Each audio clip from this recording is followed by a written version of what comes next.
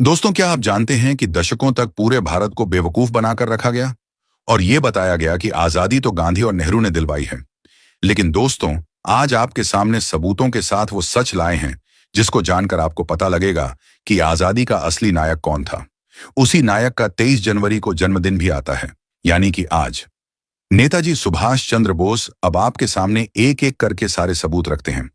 कलकत्ता उच्च न्यायालय के मुख्य न्यायाधीश पीबी चक्रवर्ती, जिन्होंने स्वतंत्रता के बाद भारत में पश्चिम बंगाल के कार्यवाहक राज्यपाल के रूप में भी कार्य किया था, ने डॉक्टर आर.सी. मजूमदार की पुस्तक ए हिस्ट्री ऑफ बंगाल के प्रकाशक को संबोधित अपने पत्र में लिखा था, आजादी में गांधी का कोई योगदान नहीं था। उन्होंने लिखा कि जब मैं कार्यवाहक गवर्नर के रूप में कार्यरत था, तब भारत से ब्रिटिश शासन को हटाकर हमें स्वतंत्रता प्रदान करने वाले लॉर्ड क्लेमेंट एटली, जो उस समय इंग्लैंड के प्रधानमंत्री थे, ने भारत के अपने दौरे के दौरान कलकत्ता स्थित गवर्नर पैलेस में 2 दिन बिताए। उस समय मुझे उनसे उन वास्तविक कारणों के बारे में लंबी चर्चा करने का अवसर प्राप्त हुआ जिन्होंने ब्रिटिशों को भारत छोड़ने पर मजबूर किया। मेरा उनसे बिल्कुल स्पष्ट सवाल था कि जब गांधी का भारत छोड़ो आंदोलन कुछ समय पहले ही खत्म सा हो गया था और सन 1947 में कोई ऐसी नई प्रभावशाली परिस्थिति सामने नहीं आई थी जिसके चलते अंग्रेजों को जल्दबाजी में यहां से निकलना पड़े, तो फिर वे जा क्यों रहे हैं। एटली ने अपने जवाब में कई कारणों का हवाला दिया और उनमें से सबसे प्रमुख था नेताजी सुभाष बोस की सैन्य गतिविधियों के परिणाम स्वरूप भारतीय सेना और नौसेना के कर्मियों के बीच ब्रिटिश राज के प्रति वफादारी का क्षरण। मैंने उस चर्चा के अंत में एटली से पूछा कि ब्रिटिशों के भारत छोड़ने के फैसले में गांधी का प्रभाव किस हद तक एक वजह था। इस सवाल को सुनते ही एटली के होंठ व्यंग्यात्मक मुस्कान में घूम गए और उन्होंने बहुत धीरे से एक शब्द कहा, न के बराबर। मुख्य न्यायाधीश ने यह भी लिखा, संशोधनवादी इतिहासकारों से इतर यह खुद लॉर्ड क्लेमेंट एटली के अतिरिक्त कोई और नहीं था कि भारत को स्वतंत्रता प्रदान करने के जिम्मेदार सिर्फ ब्रिटिश प्रधानमंत्री थे, जिन्होंने कुछ इतिहासकारों द्वारा फैलाए गए इस दुष्प्रचार के मुंह पर करारा तमाचा जड़ा कि गांधी और उनके आंदोलन के चलते ही देश को आजादी प्राप्त हुई। S.K. नैयर एक वरिष्ठ नागरिक सेवा अधिकारी ICS थे। वे गृह मंत्रालय में सरदार वल्लभ भाई पटेल के दाहिने हाथ माने जाते थे। रियासतों के विलय और भारत को एक सूत्र में पिरोने के दौरान उन्होंने पर्दे के पीछे रहकर बहुत काम किया। S.K. नैयर अपनी किताब द अनटोल्ड स्टोरी में लिखा, कांग्रेस द्वारा विरोध के सुर तेज किए जाने से पहले ही ब्रिटेन ने एक तरफा स्वतंत्रता प्रदान कर दी, तो उसकी वजह थी नेताजी की महानता। कभी अंग्रेजों के खिलाफ एक भी शब्द न निकालने वाले सेना के जवान यह घोषणा करने के लिए एकजुट हो गए थे कि INA के सैनिक देशभक्त हैं। नौसैनिकों ने बेहद निडरता के साथ ब्रिटिश जहाजों और प्रतिष्ठानों पर बंदूकें उठाईं और गोलीबारी की। ये वही सैनिक थे जिन्होंने सैकड़ों वर्षों तक गुलामों की तरह हर हुक्म की तामील की थी, यहां तक कि बिना किसी हिचकिचाहट के बदनाम जलियांवाला बाग के नरसंहार के दौरान भी वे अब अपनी राय को सामने रखने के लिए एकजुट हो गए थे और नौसैनिकों ने विरोध का झंडा उठाने की अपनी तत्परता को दिखा दिया था।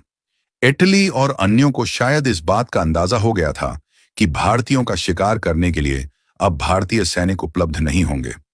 हो सकता है कि इस बात ने उन्हें सम्मान और स्वाभिमान के साथ चले जाने को प्रेरित किया हो।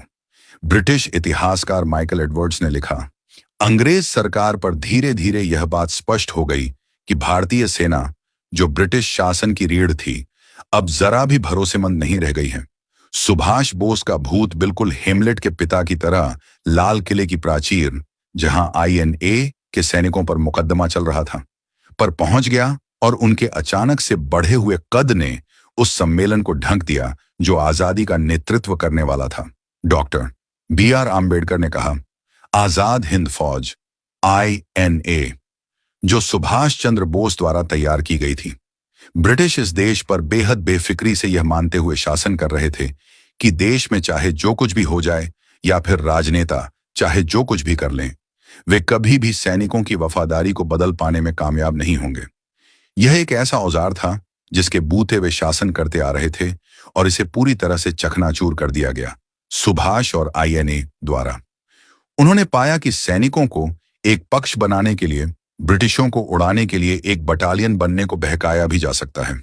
मुझे ऐसा लगता है कि ब्रिटिश इस नतीजे पर पहुंच चुके थे कि अगर उन्हें भारत पर शासन करना जारी रखना है तो ऐसा सिर्फ एक ही आधार पर किया जा सकता है, और वह है ब्रिटिश सेना के जरिए। वर्ष 1945 से 46 के INA के लाल किला मुकदमों ने जनता की राय को अंग्रेजों के खिलाफ इतने बड़े पैमाने पर भड़का दिया था कि नेहरू जैसे कांग्रेसी नेता, जो तब तक और उसके बाद तक भी नेताजी एवं INA का विरोध करते थे, उनको भी सन 1946 के आम चुनावों में जनता के मत पाने के लिए INA के विचाराधीन कैदियों के प्रति सार्वजनिक रूप से अपना समर्थन प्रकट करना पड़ा। सन 1946 का भारतीय नौसेना का विद्रोह और 1946 का जबलपुर सेना के विद्रोह, दोनों को ही भड़काने में काफी हद तक INA के विचाराधीनों का हाथ था, ने अंग्रेजों को इस बात के लिए आश्वस्त किया कि अब वे भारतीयों को दबाने और उन पर शासन करना जारी रखने के लिए भारतीय सेना का इस्तेमाल नहीं कर सकते। भारतीय उपनिवेश के संदर्भ में सर स्टैफोर्ड क्रिप्स ने 5 मार्च 1947 को ब्रिटिश संसद में कहा था कि ब्रिटेन के पास केवल 2 विकल्प मौजूद हैं। पहला, सत्ता भारतीयों को हस्तांतरित करें, या दूसरा, भारत में अपना दबदबा बनाए रखने के लिए ब्रिटिश सैनिकों को पर्याप्त रूप से सुदृढ़ करें। उन्होंने दूसरे विकल्प को पूरी तरह से असंभव बताया। दोस्तों, आज तक आप लोगों से इतिहास को बड़ी ही चालाकी से छुपाया गया है, और यह काम किया है दलाल, वामपंथी, लिब्रांडू दरबारी इतिहासकारों ने। इसीलिए उद्घोष ने यह मुहिम चलाई है कि हर सच को आपके सामने रखा जाएगा। लेकिन दोस्तों, इसमें आपको हमारा यानी कि उद्घोष का साथ देना होगा। आपको हर भारतवासी तक ये सच पहुंचाने में हमारी मदद करनी होगी। आप हमारी वीडियो को पूरे भारत में शेयर करके हर भारतवासी तक पहुंचाइए। YouTube पर जाकर आप उद्घोष चैनल को सब्सक्राइब कीजिए, ताकि हर जगह हम हर भारतीय को सच्चाई बता सकें। क्योंकि YouTube पर ज्यादा लोगों तक नहीं पहुंच रही, इसलिए आप YouTube पर भी आइए और चैनल को सब्सक्राइब कीजिए। जय हिंद, भारत माता की जय।